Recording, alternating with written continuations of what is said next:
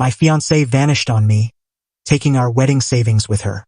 In response, I texted her mother, "Nice job raising a crook." Then I filed a police report, leading to her arrest for fraud. Now her attorney is blowing up my phone, desperate for a deal. I'm 32, male, and a week later this still feels like a plot from a terrible film. But my anger is sharp, controlled. Last Saturday, I was supposed to marry Clara, 29. Instead, I woke to an empty home and a drained wedding account. Roughly $35,000. Gone. Poof. So was Clara. No message, no call. No, it's not you. It's me. Just nothing. Her wardrobe, her passport, everything. Erased. We'd been together 5 years, planning this wedding for the last 12 months. Every vendor payment, every tiny detail came from that account. We both contributed, but the bulk, about $25,000, was from a work bonus I'd earned. After the shock settled, took a few hours, pacing my place like a trapped beast, I called her parents. Her mom, Brenda, picked up all bubbly. "Brenda," I said, voice steady, "Clara's gone. So's the wedding money." Dead air. Then a nervous chuckle. "Oh, Mark, you prankster. She's probably just jittery. Maybe out with her sister, Layla." "No," I replied. "Layla's called me twice already, asking where Clara is. She's not with her. The account's empty. Her things are gone." Denial kicked in hard. "Clara wouldn't do that. It's a mix-up. Maybe you misplaced the funds, or she's planning a surprise." "A surprise?" "Brenda, she took everything. It's theft." That's when her tone changed. "Now, Mark, don't you dare slander my daughter. She's a good person. Maybe she just realized she couldn't go through with it and needed space." "The money," I pressed. "Well, weddings cost a lot. Maybe she felt entitled to some of it for her efforts." Her efforts? I nearly choked. That's when I ended the call and sent the text. "Nice job raising a crook."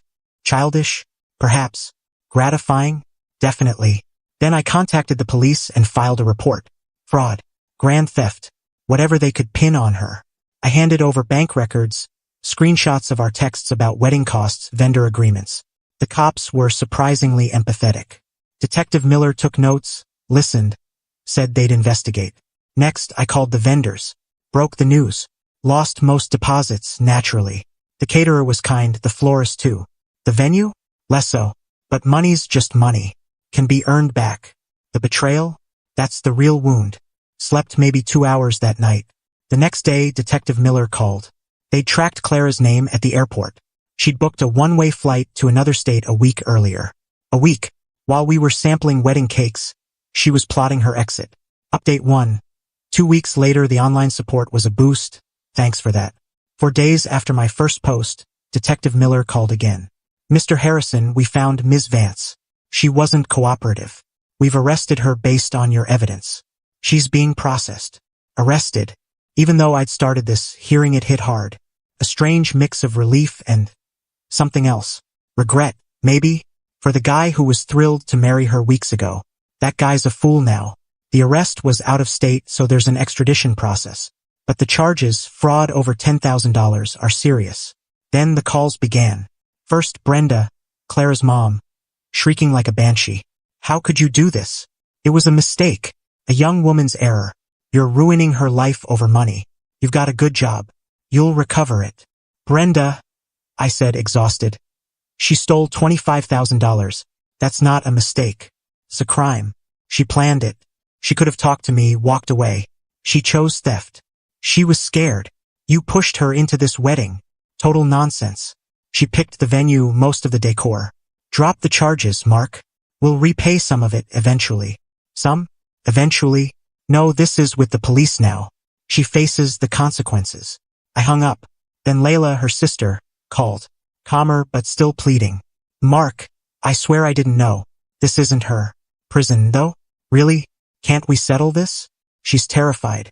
Mom and Dad are a wreck. Layla, she had my number. She could have called. Instead, she ran and hid after emptying our account. What would you have me do? I don't know. But she's my sister. There's got to be another way." "The other way was her not stealing a life-changing sum the day before our wedding," I said. "Tell her to get a good lawyer." And she did. Or her parents did. Yesterday, a blocked number called. I answered. "Mr. Harrison? This is Julian Vance, Clara's father.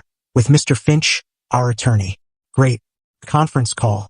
Mr. Finch, all polished, jumped in. Mr. Harrison, we know you're upset. Clara acknowledges her poor judgment. We're offering a settlement. $15,000 returned, and you ask the DA to drop the charges. I laughed. $15,000? A portion? After her arrest, you magically find some cash? No, it's not my call to drop charges. She's been arrested. The state's pursuing felony theft and fraud. Julian Vance cut in, voice strained. Son, be reasonable. She's young, with her life ahead. A criminal record will ruin her. Don't you have any mercy? Mercy? Did she have mercy when she drained the account and left me to deal with the fallout? When she booked a flight while saying she loved me? My mercy's gone. Somewhere between finding the empty account and canceling the vendors. Mr. Finch tried again. A trial will be ugly, Mr. Harrison. Public.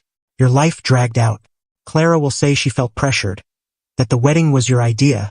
That she panicked. Let her, I said, voice cold. I have every text, email, receipt showing we planned together.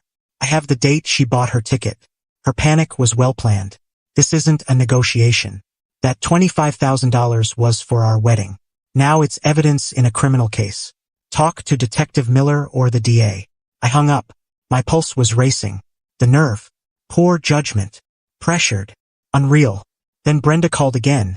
This time sobbing, not raging. Mark, please. She'll repay it all. We'll get a loan. Just make them release her. She's not made for jail. It'll destroy her. She should have thought of that before stealing, Brenda. Click.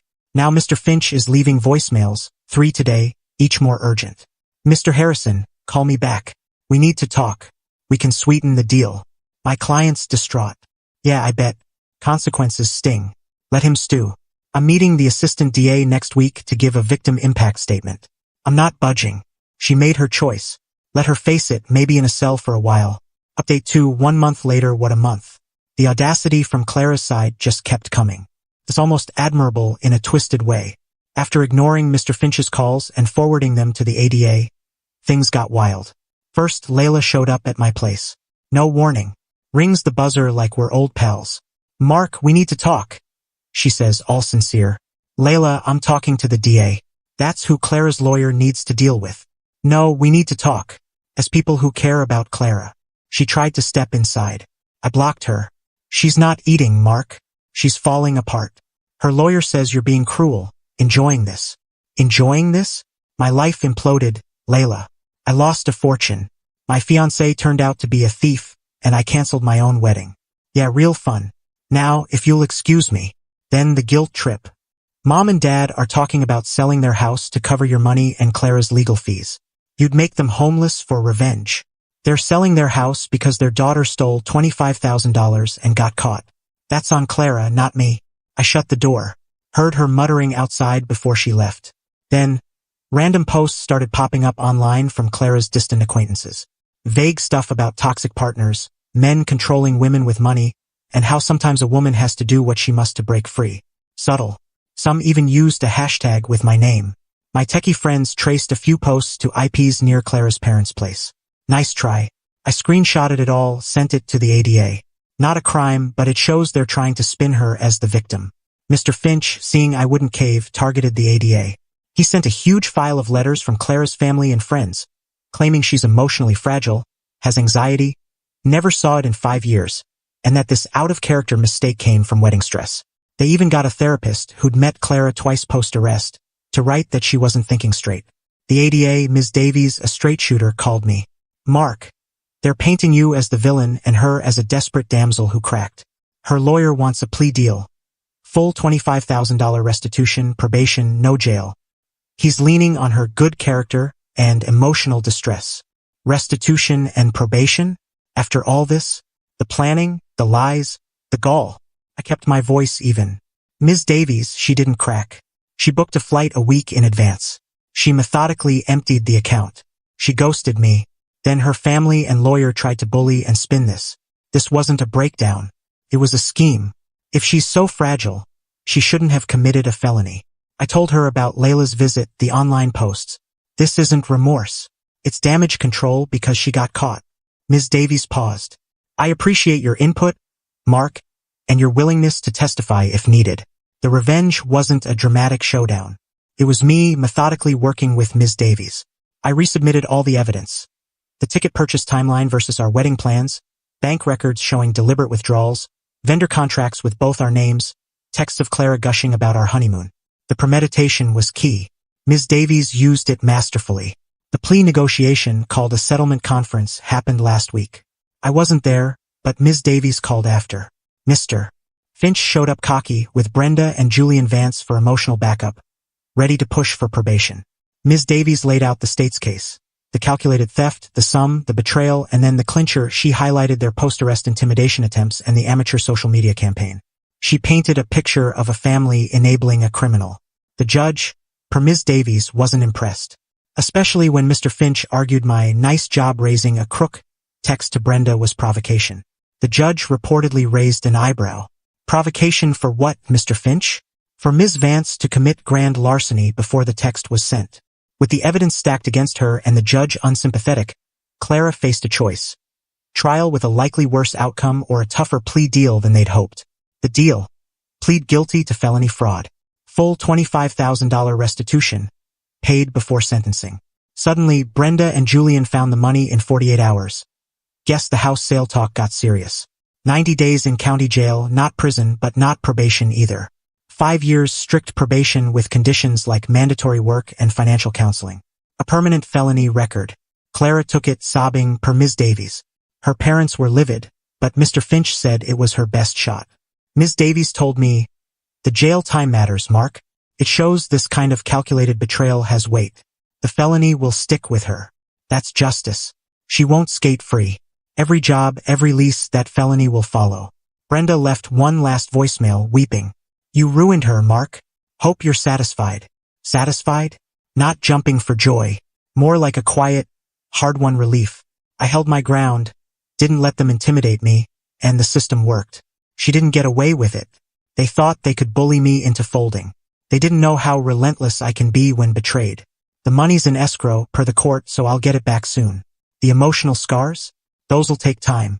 But knowing Clara's facing real consequences, that her family's arrogance crashed into reality, that's justice.